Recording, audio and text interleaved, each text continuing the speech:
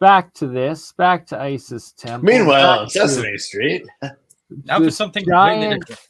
So this giant cave entrance photographed here, these pictures have to be I believe, 60s, early mid-50s, whenever there was this famous airplane crash in the Grand Canyon that the War Department or FBI, whatever the heck it was that had the authority back then, went in and closed down the Grand Canyon, trying to get survivors supposedly for weeks or a month on end or something like that, only to after reemerging of it reopening. So here it is again pictured, the giant cave entrance of Isis Temple before the pictures, or before the airplane accident. And ever since the airplane accident, is the first plane crash to crash into a mountain and build a brick wall covering a giant cave entrance to the main Isis temple. So you can either believe that airplanes bring down twin towers, or you can believe that they try to tell you to believe that it built this brick or mud rock wall covering. BurnEye A, I had no idea any of this. Wow, interesting. Yeah, this is actual facts that they had this airplane. What you showed earlier with that perfect like half circle. Yeah, here's one scenario. There is, really interesting. Yeah. Bring back. I had no idea any of this. I've heard of the caves and tunnels in the Grand Canyon, but they're not there. The ones that most people talk about, they built a retreat above it and some sort of. So this is the exact same area that your drones will be shot down, or now they don't even power on in this area. Yeah, this curve just doesn't make sense. You will get arrested if you're caught trespassing in this area, and only 100 or 1,000 people or something are allowed to go on guided hikes through it a year. This was facing. So why they had to do this was the giant opening visible entrance to the Isis temple that faces the main tourist cliff wall of viewing the Grand Canyon site of these pyramid temple complex city. And that is why they had to build this fake airplane crash wall to cover up this entrance, that any photos or video of it pre-50s, 60s clearly has documented this giant gaping hole entrance here. And ever since, this is what you have instead. Yeah. Well, you even see this in the Great Pyramid. So you go down into the basement chamber, the subterranean shaft area, and you have what they call the dead-end shaft, and it's about 75 feet that goes back.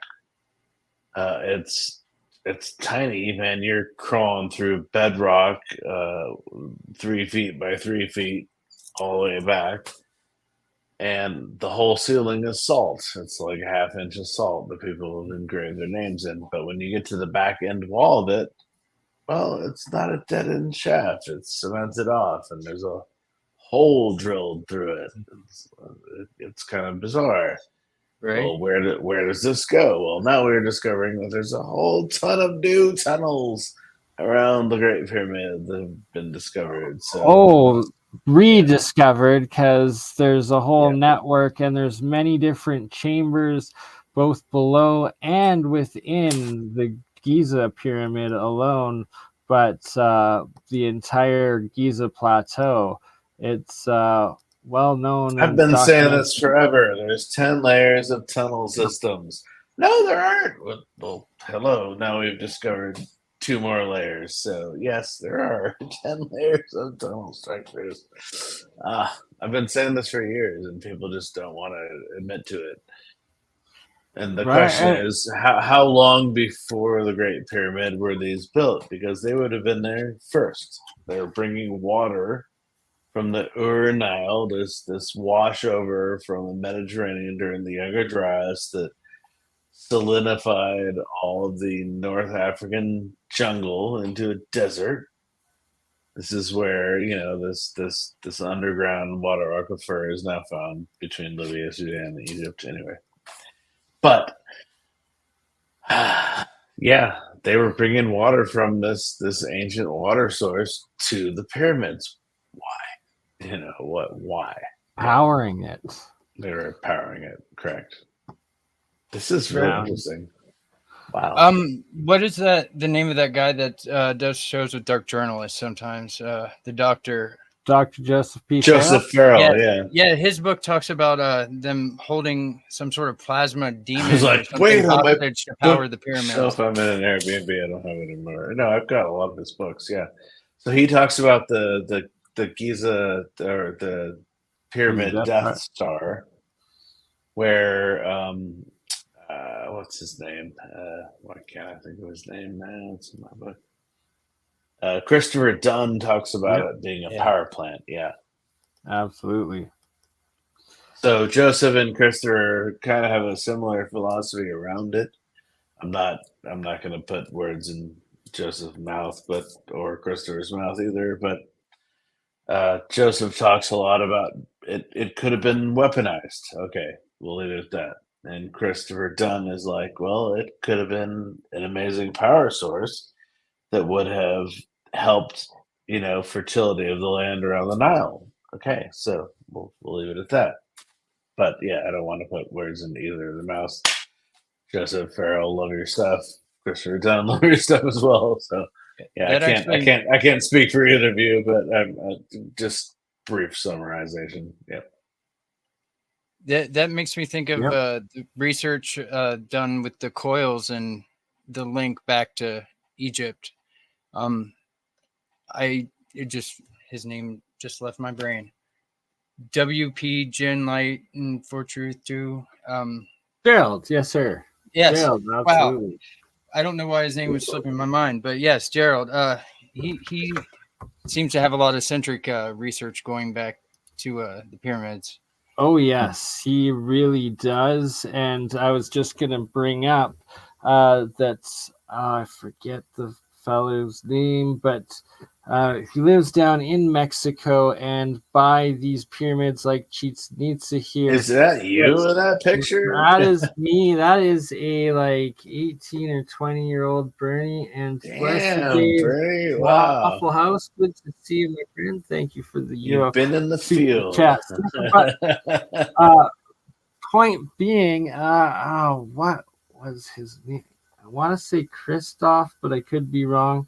I most likely am. But he came on and he both was covering electroculture as well as the fact that the pyramid energy, the pyramids down in Mexico, in some of the areas that he lived kind of close to there, where the pyramids were still buried, and the farmers that had the land that were literally adjacent next to the pyramids were getting these bumper crops. They're 3-4 times the size of your average crop, and these crazy historic pictures of vegetables half the size of pickup trucks and stuff, and that it was this ancient farming using the pyramids to stimulate the growth through the electro agriculture. And that's another point, is that mainstream science has been forced to come out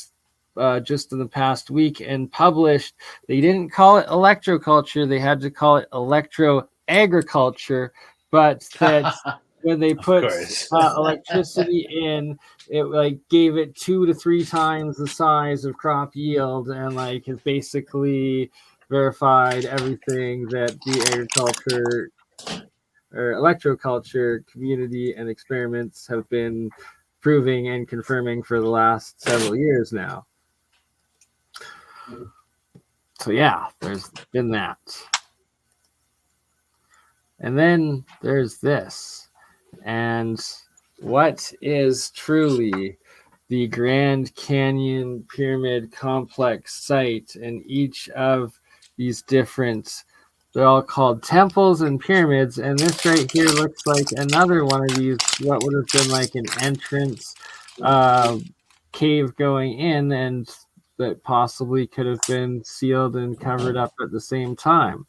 That just makes me think. Yeah, it was the. Have either of you been to the Grand Canyon? I have yet to be, but I plan to go back.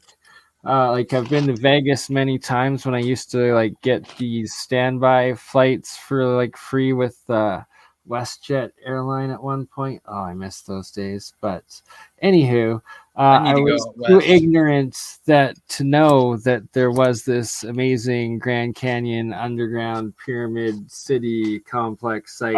I've never seen it, so yeah. Right, and like every time I see people's photos, I'm like, what is going on here? Yeah, like it all looks like pretty megalithic, essentially block worky, and that with the what we're saying, the thesis that it's an inland lake or dam, that the water level would be like here or here, and then you just have what look like these pyramidal mountain structures that also look like the giant Starfort mountains elsewhere, but what actually are they? I just had an idea. Like, I actually changed with the Department of State my nationality or whatever to full Native American, basically, and wonder if that would allow me to get into.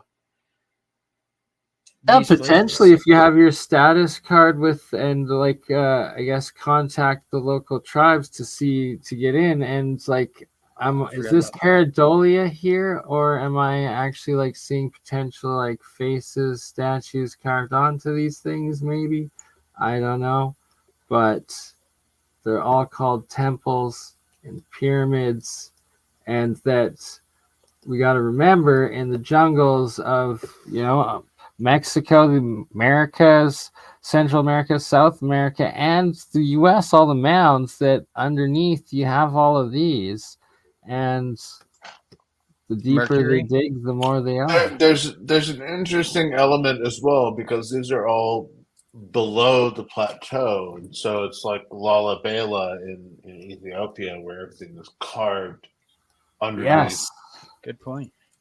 Very good point. I don't think anybody's ever talked about that. It's like all this stuff exists below. Yeah, it's all carved out, right? Like, and supposedly water somehow created these constant triangle pyramids and squares and 90-degree angles, right? Like, and then you get to this. And this is a topographical map of the area with the Colorado River going through. And then each of the peaks, the very top. What? Really? Holy shit. 100%. I've shown this many times. You haven't seen this before? Yeah, this is mind blowing. I've never seen this, dude. Tower of Ra and Horus Temple, Osiris Temple, Tower of Set. So Tower of Set's the Beetlejuice. The Cheops pyramid is Mantaka, Rigel is Summer Butte, Bellatrix is Isis Temple. So yeah, that Isis Temple there, the one that they built the wall to cover the entrance that faces like the main lookout here, it aligns with Bellatrix in the Orion star constellation above. And every single one of these named temples and pyramids lines up with one of the stars that are in the night sky above you in the full, not just the Orion's belt, but the entire Orion's constellation plus the other main stars in the night sky around Orion. Yeah, that's All definitely. lined up I'm perfectly sorry. to every single year. I've never seen you present this. Obviously, I don't have a million hours to watch everything, but that's amazing. Holy shit! Yeah, so that's like, it's like, how many coincidences can you have before this is definitely artificially constructed? There's no doubts about it. And how did an airplane crash create this? Right. Like, it makes no sense.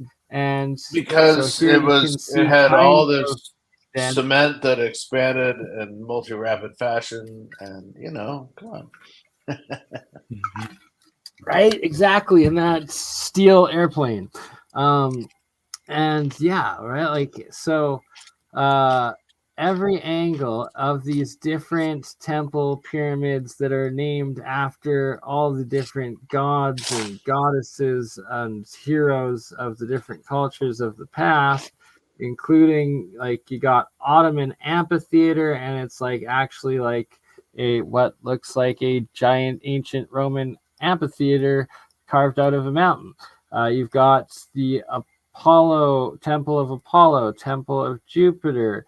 You even have Solomon's Temple, all in this giant area construction. And here Do again, we know why all these are named after these?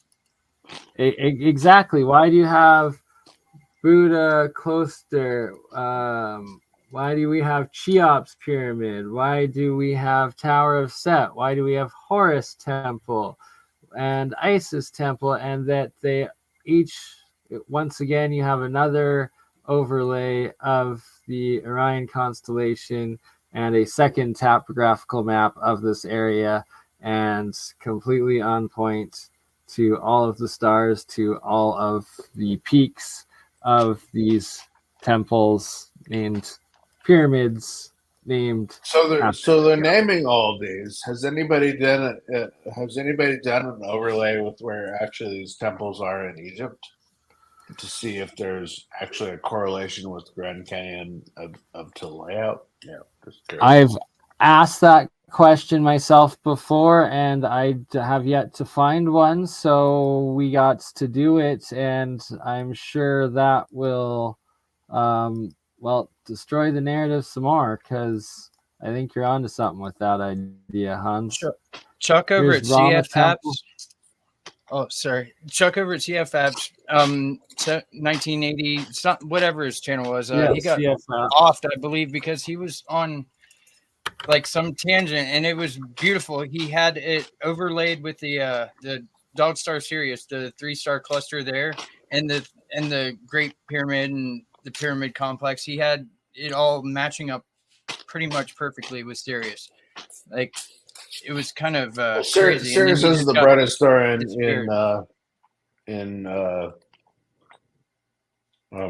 Canis Major. So yeah, Canis Major is the dog constellation, the great dog. Yeah, but and Sirius is the brightest star in it. I just find it interesting how the Dogon tribe they had knowledge of they knew the smaller yeah. stars before we even knew in modern science and stuff.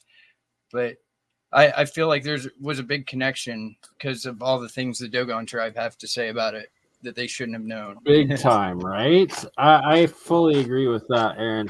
So here we can see, here's like a picture with the perspective, still including the pathway from the lookouts going into the Grand Canyon, showing there's Isis Temple, and there's the main, what was a former entrance and cave that got covered up by the Army Corps when they went in to retrieve an airplane crash in the 50s or 60s there. And you can see why they had to do it, because with the Kincaid story and people asking what did the Smithsonian do with everything that they found in these temples, well, they couldn't just have this blatant gap opening of the main Isis pyramid site for all to see, and that everything is the fact that they very named things the same thing is mind blowing to me. It's like, okay, you're obviously hiding stuff here.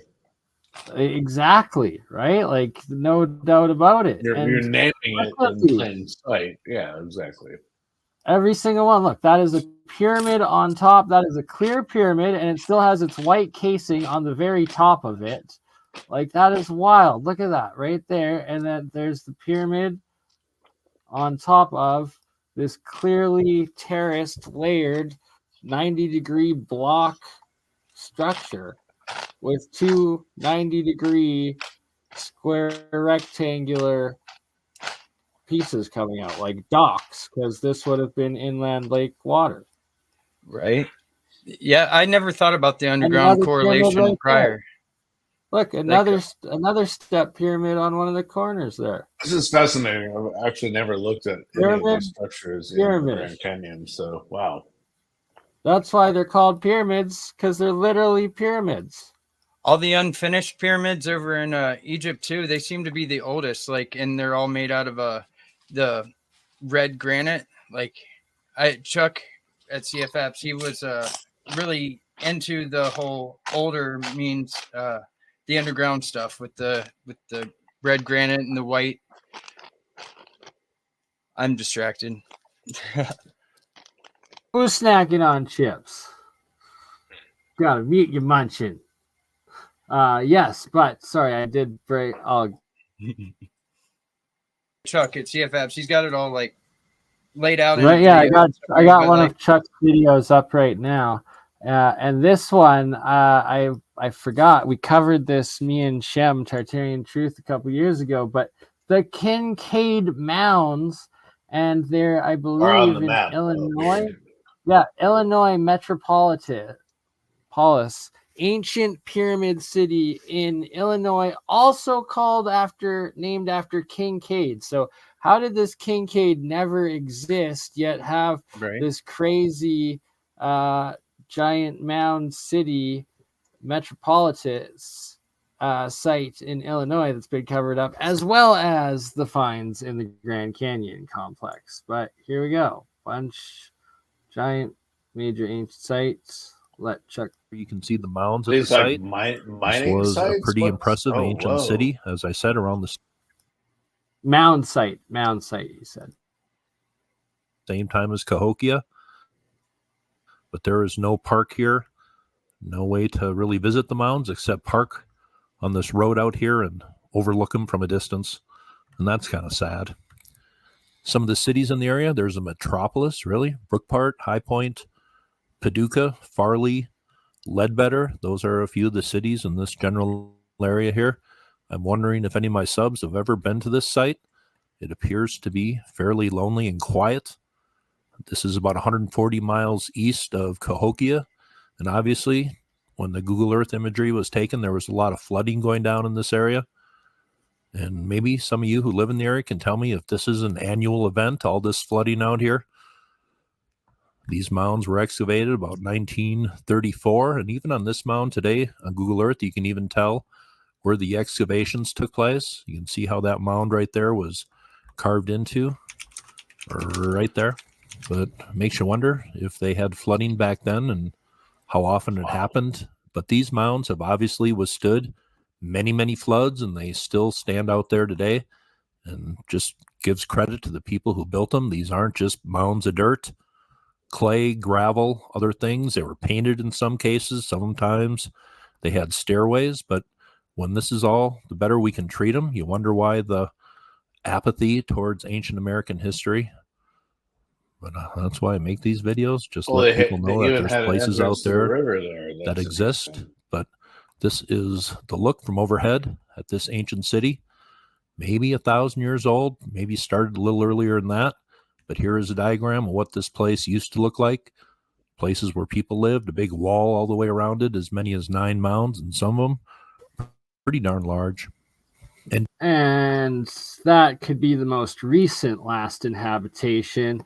Most likely these mound cities, like when they dig them out, you get such sites as Chichen Itza or the Mexico City there, Teotihuacan, where they're documented when they were dug out, they were covered in schist, was it, or some mica mineral? Mica, right? Yeah, from like crazy layers and it's wild. So it's more likely they're buried ancient pre-cataclysm high technology place. And then what river is this? Where does I guess the Colorado, the head of it would be in Colorado. That would make sense, not Illinois. No, but the fact that it floods this much, yeah, I'm just thinking of the question: were they Kincaid, using this though, in right? ancient Because times as an agricultural site to grow crops? Yeah. well, and that this is a giant site that's completely undocumented, but has been ravaged, excavated back, at the 100 years ago, and named after Kincaid. The same Kincaid that is infamous in the Colorado River Grand Canyon Pyramid City discovery that Well, also never with worked for dinosaur bones. So yeah. Yeah, right. So I think that Kincaid probably did exist, did discover and excavate the Grand Canyon underground cities, and that he also beforehand did this site, as he worked his way across the Americas for the Smithsonian and the institutions, rewriting history and doing the cover-ups. Interesting. Potentially, or documenting the site. I've never Series could heard go about in this later. site, so this is even more fascinating. So yeah. All right, exactly. Forgotten ancient site. About these ancient America sites, is this one place? And look at that. Look at how badly these were destroyed and excavated and Yeah, but they're hollowed out. obviously in some sort of an alignment. They're obviously have Of some course. sort of Yeah, it's terrible how alteration- many they've destroyed. alteration to something that was there originally that they made into, yeah. But how much deeper do they go? And that's what's left and what hasn't been found. Correct. Yeah. Interesting. Wow. It's where people would actually stop. That's another reason why I make these videos, just so people have an idea of what they look like, and maybe they would stop at these. But would people tour these if this was an open park? But we can certainly let our mind wander what this place used to look like and what the people were doing who occupied this site. Here is another artist rendition of what this place might have looked like. Now, I was looking for any news stories on the Kincaid Mounds, and I found this one from Heritage Daily. This came out a little earlier this year. The Kincaid Mounds, the mound metropolis of Illinois. It says the Kincaid Mounds is an ancient tribal center of the Mississippian culture that built a large settlement comprising of raised mounds in the present-day state of Illinois near the banks of the Ohio River. The Mississippian culture was a Native American civilization that emerged around 800 AD in the Midwestern, Eastern, and Southeastern regions of America. Civilization was composed of a series of urban settlements linked together by loose trading networks, with the most notable site being the city of Cahokia. So this place seemed to be linked to Cahokia through trade and other things. How far is this from Says the area around the Kincaid's Mounds was first occupied during the Archaic period between 8,000 to 2000 BC. Sorry, say again, Hans? I said, how far is this from Cahokia? It's like 100 miles or less. He said, I think 100 or 100, around 100. I don't even know where Cahokia was. It's like southern Illinois. Yeah. Interesting. I'm more familiar with Serpent Mound. Thank you, Bernie. This is wow. I've never even heard of this place. Yeah. Interesting. There's a ton of places which makes Mount Tum Tum even more interesting to me here in Washington. Yeah. Right? That's a definite pyramid mountain. That there's literally hundreds, if not thousands, of these sites that have been destroyed or covered up or, just sitting there undocumented to this day in America itself. Yeah. Interesting. Yeah, America's a treasure trove. It really is. It really is. Sorry, I'm going to let the last 3 minutes of this play out. And R.I.P. Chuck. And thank you for bringing up CF Apps. Chuck there, Aaron, great legend. And it was a tragedy. He passed way too soon. Pictures of the early woodland The founding of the Kincaid's Mound is determined to be about 800 AD, although some sources suggest around 1050 AD. But here are some pics on the ground at the Kincaid Mounds. What they look like on the ground, not much to be seen, just grass-covered mounds. Certainly looked entirely a lot different in antiquity. It says Kincaid likely served as a trade link between native settlements in the Cumberland, Tennessee river valleys and the metropolis of Cahokia, in which influences of the Cahokian culture is evident in the Kincaid shell-tempered ceramics. Just reading a little more, it seems a few more mounds have been discovered here since I did the video 3 years ago, and they said 9 or 10 mounds existed. But just reading, it says the society revolved around a complex chiefdom structure led by a male chief and his family who exerted civil control over the community, and priests who had religious... Gotta pause it because it's like, Chuck, are you actually believing that? Like, I don't know, but yes, they like anthropologists literally just usually make up like 90% of the story that they try to create of how these people lived off of like a couple bones and then barely excavated massive sites that they can't even explain or They understand. were hunter and gatherers, but they had a concept for the stars and right, grow their own forget they crops sacrifice for people. seasons. It's just like, what? That's not a hunter and gatherer community. Sorry. Massively terraformed everything, and it's like, look at how much of almost like a channel, like canal-ish the river is. And Well, they were using it floodwater to help crops. Yeah, I noticed the closer it gets to Mexico, the more they're trying to shove the whole sacrificing thing on the authority. peoples. So sorry, I didn't mean to hit play there, but like these trenches, are those other channels too potentially? Like, was it massive terraformed agriculture and they haven't even begun to scratch the surface of it and cover it up? I don't know, because like it's pretty looking at interesting positioning, they're definitely using the even flow of the river, throughout these structures to collect silt. Yeah, it looks like it. Right, like it looks like there's a couple different canals next to it, and like, how old are they? They'll probably claim new, but are they actually?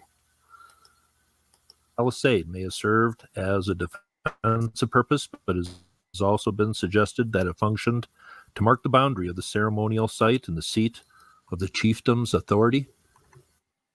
But that is the way it looks from overhead today. Maybe remnants of that wall right there. This is the way artists think it looked a long time ago. Well, now, I will leave a few links below, but here is the visiting area at the mound site today, where you can go and overlook these from a distance.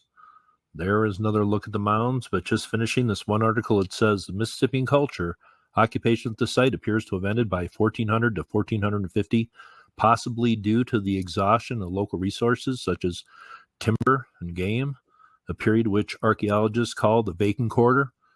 There's other possibilities, I guess. Maybe disease being introduced into the area is one other possibility, but by about 500 years ago, these people seem to be gone.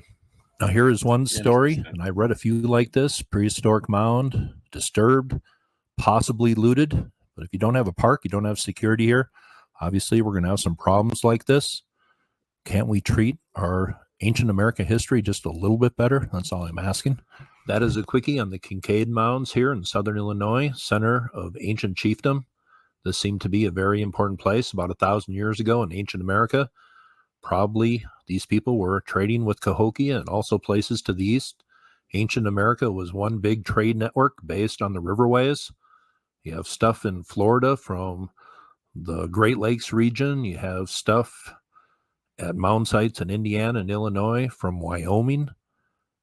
I mean, it's really remarkable how the goods were traded all over ancient America 1,000 years ago, 2,000 years ago. It's a pretty amazing story, and I'm still looking into it. Thought I would talk about that one today. I don't think I made a video. All right, sorry, paused it there. Post a link to this somewhere. Yeah, this is fascinating. 100%. Yeah, and like Chuck was such a legend and just did such absolute amazing work. So many different epic, awesome videos on his channel, CF Apps 7865. I love the attention he gave to the unfinished pyramids and all the detail there. It's Yes, I don't believe for a absolutely. second they were pyramids or intended to be. No, No, that's why I was tombs. curious You if the mean water. tombs, right? Well, if the water's washing through there, they were using it for different elements of straying the water. But yeah, And I forgot what I was going to say about Chuck and his work there. is this his site here? Yeah, this is a site, CF apps. Scroll. Oh, Yeah, okay. thank you. I remember. Sorry, what? I was going to bring the connection. Scroll back to the top. Scroll to the top. Sorry, my apologies. There you go. Thanks, but dude. All right, awesome. That what's now documented in fact, and they've gone back and they're starting to do, although it's not really public. They published just a little bit of it and a couple pictures, but there's a full giant Stonehenge under Lake Michigan, like 400 feet or something below, just crazy. Wasn't there a obelisk that also was sticking up above the water that people would go out to and have picnics next Yes, to? And, yeah. There's several different of these anomalies throughout the Great Lakes, and now that they keep finding more and more sunken megalithic sites, which just goes to prove that it's not just hundreds or thousands, but it's tens of thousands of years that they've been building, living, and existing civilization in North America and the Americas, not just the old world.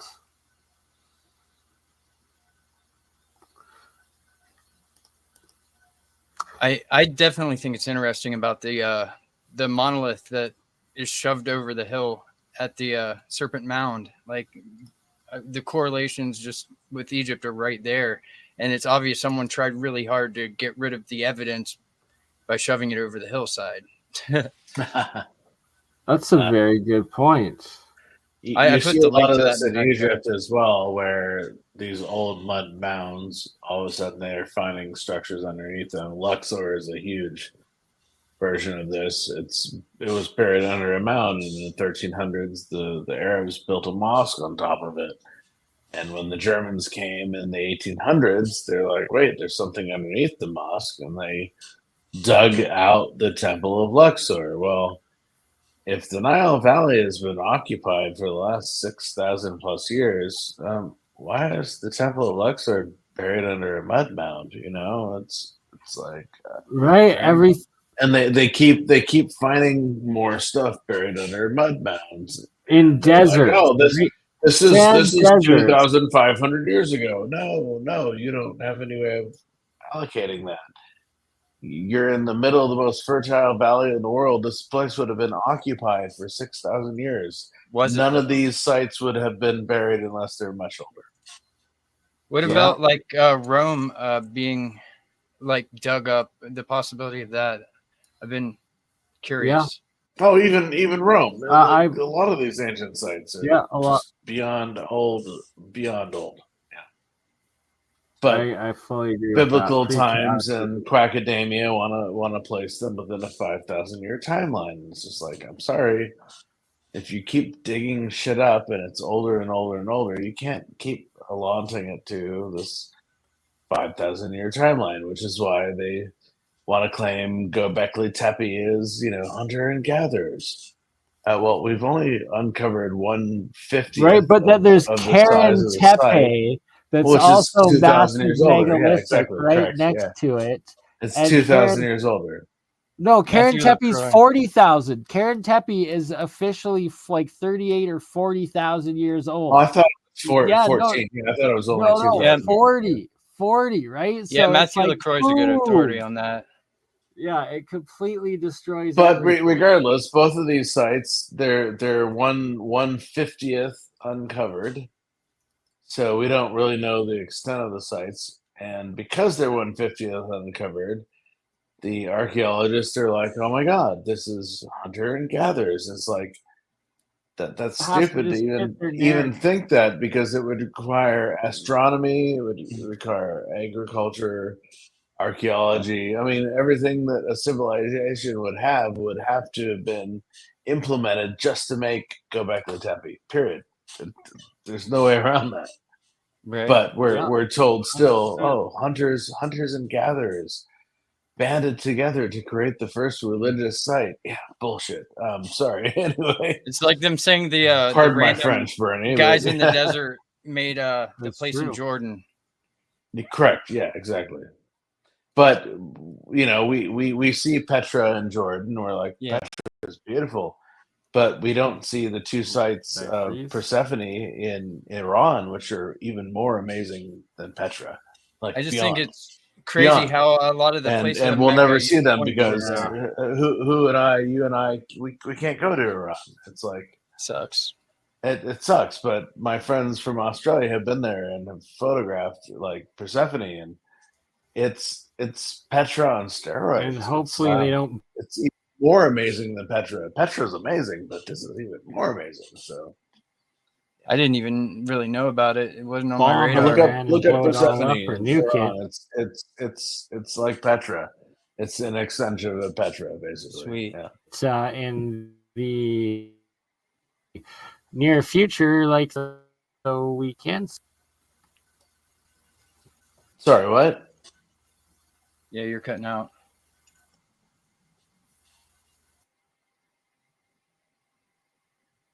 Bernie, you're on mute.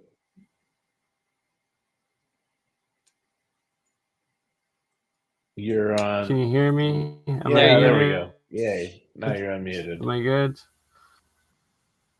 I'm unmuted. You can hear? Yeah, Yeah, you're a bit Am I a delayed robot? though. Nope, now you're on mute again. Yep. Wait. Nope. Yep. Nope. Am I muted? No. No. I'm good.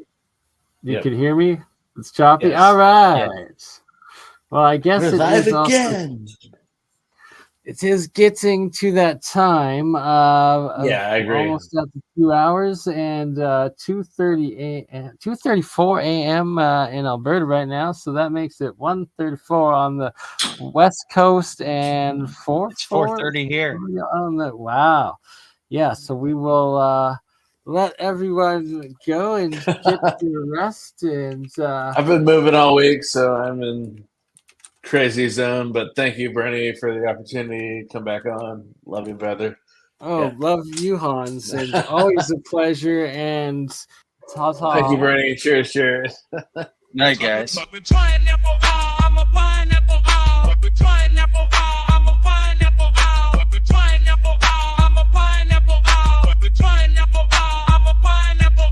I'm sweet. I got a beat. Just look at me. What do you see? Pineapple owl. I'm a pineapple owl. You crazy mother. Yeah. It's just Bernie! Hey, Bernie, just like last week, huh?